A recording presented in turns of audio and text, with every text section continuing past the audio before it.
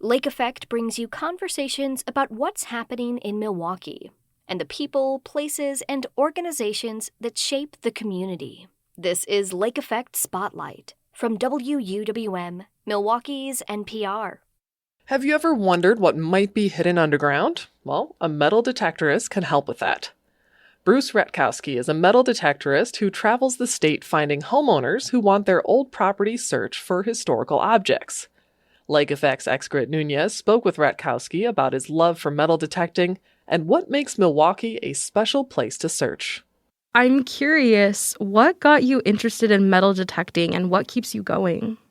My brother-in-law, Tom, and his wife have a property up around Mauston area, and there's a lake up there called Castle Rock Lake that has an island in it. And they take their boat out there, and around that island, there is a lot of sand. So people take and they park their boats, and they wade through the water, and they have parties, and they lose their stuff. And he was a detectorist at the time, and he said, come on, we're going to try this. So, he showed me how to do things and found some interesting items around that island because that island used to be a farmland. They created that lake by damming the Wisconsin River. One of the things that he found, which had nothing to do with metal, in his scoop one time, he brought up a bison tooth. Bison haven't been in Wisconsin for many, many years, and he got that verified by a UWM scientist. And so how long have you been doing this for? Like, what year was that when you started? It's about 10 years. Started out slow, and my wife said, I think I'm going to get you a metal detector for your birthday. And so I got a beginner metal detector, and it's been forward since then. What a gift. Yes, I was very happy to receive that. And so I noticed, too, that you go by the Bruce. Yes. Why do you call yourself the Bruce? That moniker was given to me by another detectorist, Rob Rizzo, who's known as the History Digger. Him and his wife said, Rob, you're the History Digger. We got to give Bruce a name. And there is a character in Braveheart that goes by the name of the Bruce. He's a duke or something like that. And he said, that's what we're going to call you. We're going to call you the Bruce. And then he found a statue face or a bust of the Bruce, and it, somewhat looks like me, which was really odd. But that's how I got that name. I love it. And is that a thing in the metal detectorist community is to have nicknames or monikers?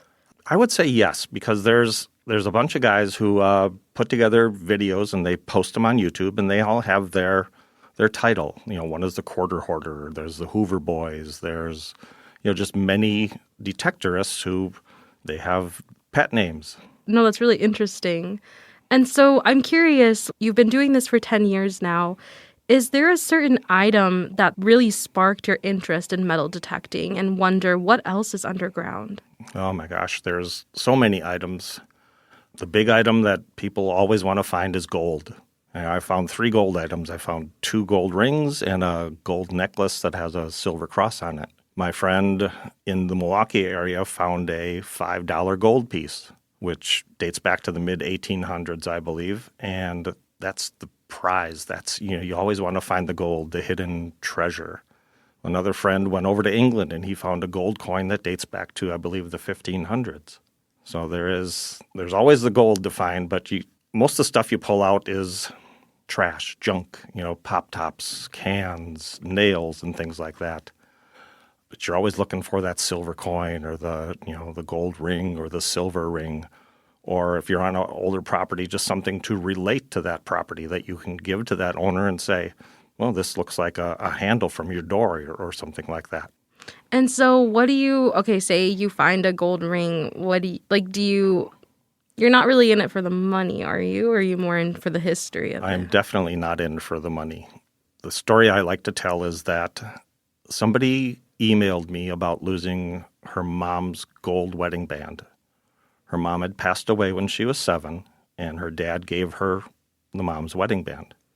And she said, I was at a family reunion, I lost it. We tried to find it. I'm out here in California. I was at a family reunion in West Bend. Could you try to find it? And I told her, well, I've never found anything intentionally, but I will, I'll recruit a couple guys. Do you have any idea where in the yard it might have been lost? She sent me an overhead picture, and she drew where most of the people were gathering.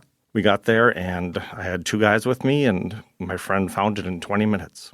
So she got her mom's wedding band back, and she was overjoyed. She said, "What can I give you guys? What can I give you guys?" We told her, we don't want anything. Your happiness that the ring has been found and returned to you is more than enough for us. So these items have a lot of sentimental value as well as historical value. Yes. If we find something on a property that, like you said, is sentimental, we always show it to the property owner, and we say, you can decide if you want to keep it or not. If it doesn't belong to them, they can still keep it, or they can, let us have, what we have found. And that happens sometimes, and that's just part of our mantra. We always say, it's found on your property. I'm willing to give it to you. It was the joy of finding it. If we get to keep it, it's bonus for us. I love that. And so I want to talk about the fact that you recently made a few posts on Facebook asking homeowners if you can metal detect their property. I'm wondering why you would metal detect on a private property instead of sticking to public places like Milwaukee's beaches. The beaches have been hit hard by other detectorists. During the months of October through April, nobody's on the beach. Nobody's losing their stuff on the beach. Then from May till September, those beaches are populated and people might lose their rings or their bracelets or their change. And then there are a lot of detectorists who go there after those weekends, and they can be kind of territorial sometimes, saying, "Oh, this is my beach, why are you here?" I don't tend to go to beaches very often in Milwaukee. I like to go to private properties, places that other people haven't been to. You always ask for permission. There is never a time when I just go randomly in somebody's yard. That would be trespassing. That's illegal. That breaks the code of a detectorist. So that's why I put out those posts on Facebook looking for those permissions. And do rules around metal detecting vary across the places that you visit? Yes. There are some communities where they don't want detectorists in their parks. Milwaukee, sometimes they've been cracked down. The detectorists have been cracked down on, saying, you can't dig here. And that's basically because some detectorists aren't very polite. They don't refill their holes. They leave damage in the parks. We try to refill and flatten down the ground as much as possible so that nobody knows we're there. Different counties have different regulations in their parks where you have to have a permit. Sometimes the permit is just free, where they just want to know that you know the rules. Some counties say, no, we don't want you there at all. Are there rules of who gets what when it comes to finding things on public and private land? Public land is a free-for-all, basically. I mean, you find it, it's yours unless it's got some marking on it that you can return it to somebody. Class rings, sometimes people can trace back to other people. There is a small group of detectorists who are called ring finders. So somebody will put a post out and say, I lost my ring, so-and-so, here and here. And those guys or gals, I should say, will go out and try to find it for them. Private land, always try to show what we find to the homeowners. Like this morning, I was out at a property in Wauwatosa, and it was a more modern property, mid-50s house. Didn't find a lot, found like 27 cents and change. There was a very small running medal, like from a high school, that I found, and I left with that homeowner. He said, my daughter will be overjoyed to see what you found in the yard. So that stayed with that homeowner. It didn't belong to him, personally, but it's part of their land. That house has been around for 75 years. Who knows who that belonged to? That's so neat, though. Mm-hmm. I agree. So in general, I mean, you're kind of speaking to it other than being basically untapped territory. Is there something special about metal detecting the yards of homes in Milwaukee? I love the old homes. Milwaukee has great history. Wisconsin was established in 1848. Wisconsin has great ethnic history, especially Milwaukee. So those old houses where, like downtown Milwaukee, just grew outward. And you had those neighborhoods where people congregated in their ethnic groups, the Irish, the German, the Poles. They had their stuff, they had their things, and sometimes we find those things when we go to these yards, and we can relate it to those houses or to those people. And that's the history that we enjoy really finding. Basically, we're modern-day time travelers. What was happening when this 1848 coin was made? Who held it? How did it get dropped? You can think of all kinds of stories to make up about it, but you just really don't know. You just know that it's there and I found it. You're the first metal detectorist I've ever met. Okay. Is there a metal detecting community in the Milwaukee area? There is. In fact, we just had a meeting this past Tuesday. We meet once a month at a little restaurant in Cudahy. There are detecting clubs all through Wisconsin. How many people would you say are in like the Milwaukee area metal detectorist club? I would say there's probably 50 to 60. There has been a growing number of people showing up at this meeting, which is nice and surprising. It was typically a year ago we'd get maybe 8 guys. So we've talked about how the thing that you most enjoy about metal detecting is discovering the history of the items you find. What are some of the most interesting items you've found? I found a medallion at a park in Milwaukee that dates back to the 1893 Chicago World's Fair. It was the Columbian World Expo Fair, which commemorated Columbus discovering America. And how did it end up in Milwaukee? It happened in 1893. So that's a memorable one for me. I really enjoyed that one. There's a book that goes along with that. My oldest coin that I've ever found is an 1842 Canadian penny, minted it's called from the Bank of Montreal. It's called a bank token. It wasn't I don't know if they minted different coins from different areas in Canada, but that's my oldest coin find. And where did you find that one? That was at a farm in Kenosha. Well, for people who might be interested in having you search their yards, where can they reach you?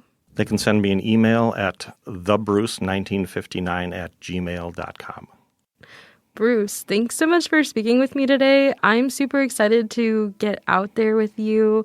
And I brought a detector that I'm going to have you try also. You're going to have me try one? Sure, why not? Oh my God, I'm so excited. Okay, this changes the game. Okay, I'm so excited. Thanks. Well, I'm thank you for talking to me. You're welcome. Thank you very much.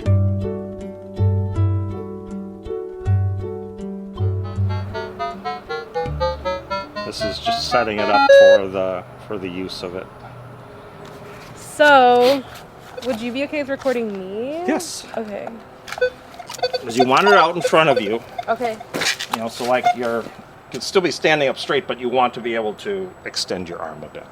Okay. That's it? Is this good? Yes. Okay. Try to keep the coil low to the ground. Okay. Like that? Yep. And swing. It should be swung all the time. Am I going? You're going fine. That sounds like a bottle top or a tin can. Or a gold ring. No. Oh. We'll keep going.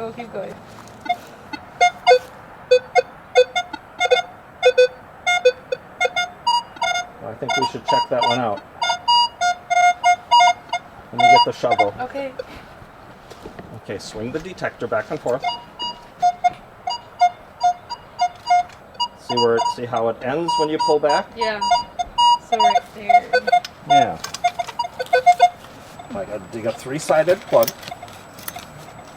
Digging the plug. I'll go this way. Okay. Alright. And you try to visually see, do you visually see anything? Rocks. Yep, rocks and soil. Now you're going to use that pinpointer and put it down in the hole, see if it...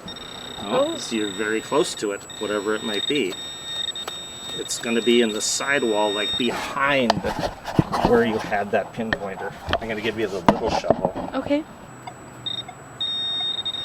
Oh, it's a nail. Those blasted nails.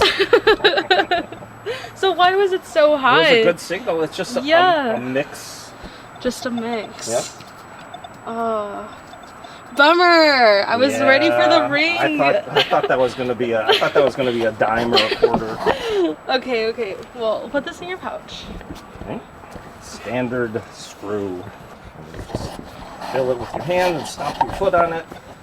So it looks like it's even with the rest of the soil, and that's... Is that okay? Yep. Well, that was fun. Can I do one more? Oh, yep. Okay.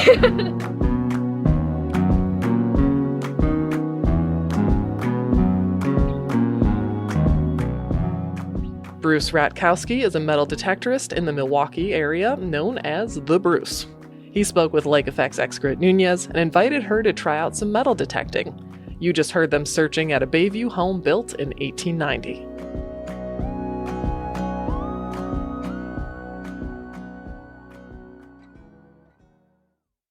You can find more interviews like this one by visiting wuwm.com/lakeeffect.